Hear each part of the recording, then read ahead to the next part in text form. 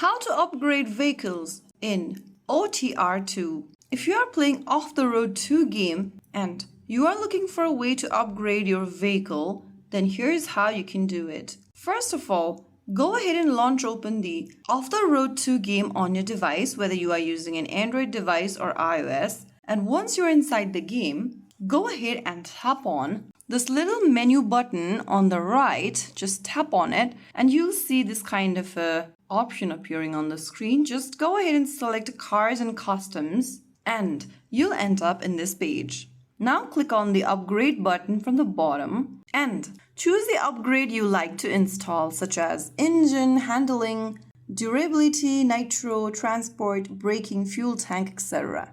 Just go ahead and tap on the plus icon for the upgrade you want to install. I'm just going to select this engine upgrade. Once you are done with it, you'll be able to upgrade your vehicle. You'll require to spend some points. You can buy the points and use it to upgrade your vehicle whenever you want. So that's how it's done. You can now get back to your gameplay and you'll notice a huge difference on your upgrades. So that is how it's done. If you found the video helpful, don't forget to like, share, and subscribe to our channel. I will see you again in the next video. Thank you for watching.